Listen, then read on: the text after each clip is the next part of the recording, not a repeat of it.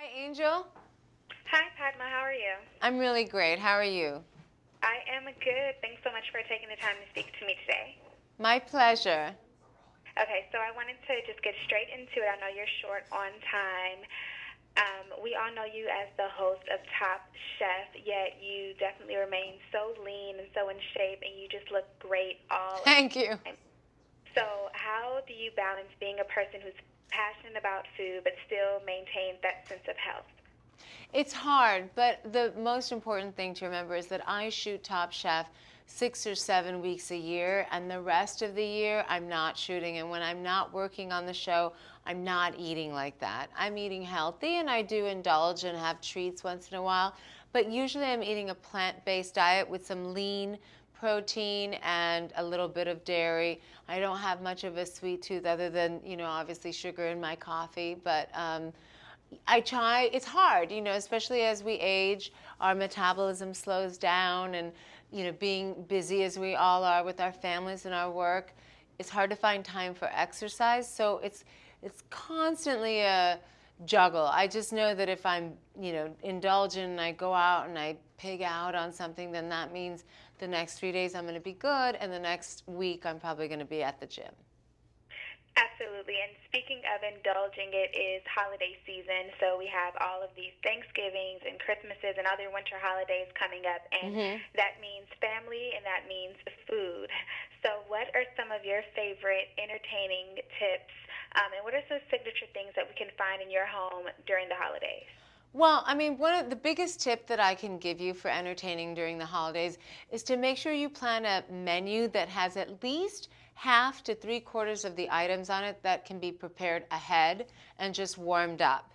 It's okay to dress a salad or put the finishing touches on one or two dishes, but your parties will be the most successful if you're enjoying them, if you're spending time with your loved ones. Nobody feels good about the hostess sweating in the kitchen and being busy and frazzled. So take it easy on yourself. No matter what you make, realize that the importance of the occasion is to come together and enjoy each other's company. That's probably the most useful tip I can give to you. Another tip is just to do a buffet. That way, people who maybe have a lot of events or different commitments, especially during holiday season when everyone's having a party, can stop by maybe for part of it and still have a bite of food or a glass of some beverage and go, or other people can join you, for an espresso and dessert at the end of the meal, even if they can't be there for the whole thing. And also the other good thing about a buffet is that people get to mingle with others than who's sitting immediately to their right and left. So I like a more casual buffet. Even for Thanksgiving, I tend to do that. And one of the recipes I'm going to show you today, is a coffee recipe that's perfect for the fall holidays and go on to winter.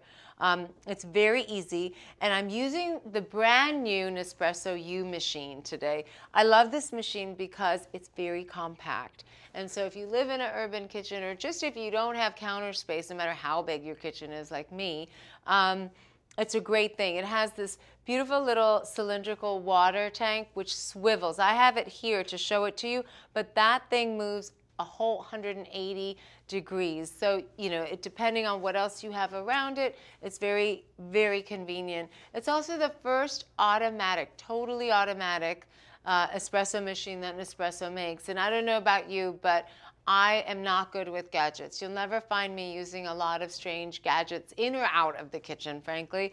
And I'm going to show you how easy this is. Basically, you just put the capsule in, and as you know, they have 16 Grand Crus, so there's a blend for every palate. And they also have 3 pure origins. One is from Colombia called Rosabaya. Very mild and sweeter one is called Dulçal from Brazil. Mine, of course, is the most intense and most richly flavored from India, from South India, and it's called Indria. And basically, once you put in that capsule and you shut it, there's nothing else to do. And all you would have chosen which pour you like, the ristretto, the lungo, or the normal, and it just does everything. There's nothing to forget, there's nothing to do wrong, it does it all for you. And after you have about 10 different cups of coffee, it will remember the pour size that you went to most, and that's what it'll automatically go to. And you can change that, but it's nice to not have to think. If only all the people in our lives knew what we wanted before we could say what we wanted. And you see how easy that is. It's also the first machine that has a retractable nozzle. And Angel, so there's no cleanup or anything, there's no drip. That's definitely good. And what's your favorite food pairing with your flavor of espresso? I think, with any pairing, whether it's a coffee or an alcoholic beverage, you either want to echo the flavors of the food you're pairing it with, or you want to contrast them. I actually like the echoing because I think you're eating a lot during the holidays and you don't want a bunch of warring flavors on your palate or in your tummy. So today I'm going to show you a recipe using an espresso, and I've done a long pour here just so you can have more of coffee. But if you wanted to do a short pour and actually add the foam milk, we have a beautiful arancino that can also be bundled with this. And by the way, the machine retails for under $200, which is a great value. And if you add the arancino, it's still under $250. I'm going to do a black version of this. But if you wanted to add milk, all you would do is do a shorter pour and add the milk. So basically you have the coffee, and then you want to add a tiny bit, by tiny I mean a quarter teaspoon, of powdered cardamom. This is a spice that grows in South America as well as Southeast Asia. It's prevalent in a lot of Asian food and Turkish coffee. You also see it in a lot of Jewish pastries and desserts, and Greek recipes also have them. So you want to add like a little bit, about a quarter teaspoon of the cardamom into the Nespresso. And then you want to crush some almonds, some roasted, unsalted almonds in your mortar and pestle. And this should not be perfect. It should be really pebbly and gravelly. And I love the way that the almond adds a beautiful nutty flavor to this recipe, as well as the texture that you get. And it echoes the flavors in the coffee, talking about pairing. And then if you want your coffee sweetened, you can add a tiny bit of sugar in the raw. I've added very little there because the coffee is so glorious by itself. You don't need a lot of sweetener.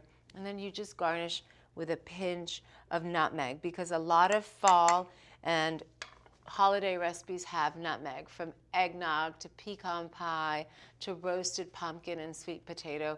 It's something that we see again and again, at Halloween, at Thanksgiving, all the way through to eggnog, and New Year's. So this is a beautiful pairing for fall. It's a great way to make your guests feel special with, just a cup of Nespresso.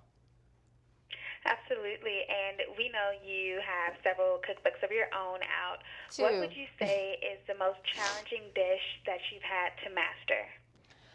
I mean, I don't bake a lot, so anytime I think of a baking recipe or a pastry, phyllo pastry can be challenging to work with. But if it's that challenging, probably it's better just to go out and get it. Nobody will know the difference. Somebody was asking me earlier about baklava, depending on where you're from. And, I could probably, if I had a week off, sit there and figure out how to make it. And I've made it before, but it's so messy. And I live in New York City, and it's so easy to find beautiful baklava, whether it's Greek or Turkish or Arabic, that I just go out and buy it. And don't stress. Sometimes I tell people, just go out and get a rotisserie chicken and then make all the sides for dinner. Absolutely. And final question, what is the one, well, actually I have a smaller one. You were also featured in the Elements of Personal Style as a modern-day fashion icon. Yeah. What part does style have to do with your presentation when you're serving guests or when you're just cooking at home on your own?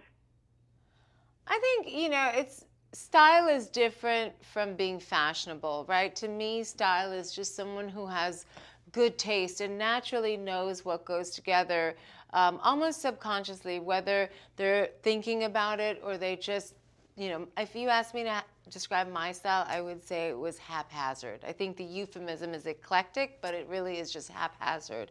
And that's because I'm always in a rush. But style to me is more about taste. And that extends to your home, it extends to the way you smell, it extends to the way you cook. And usually stylish people are visual people. Mm-hmm. That definitely makes sense. And final question, what is the one thing that you're ready to indulge in this holiday season? I think I'm looking forward to just, indulging in my family. Like, I've been so busy working all summer, I didn't really get to enjoy summer on the show. So for me, the greatest indulgence is the indulgence of time and cooking at home with friends and for family and just chilling out, No hair, no makeup, no high heels, just being barefoot at the house. I prefer to entertain at home, and I always prefer to do that than to go out to some fancy restaurant, although I've been very lucky to go to a lot of beautiful restaurants. Awesome. Thank you so much for taking the time to speak with us, and we look forward to getting the video, and happy holidays. My pleasure. Take care, Angel.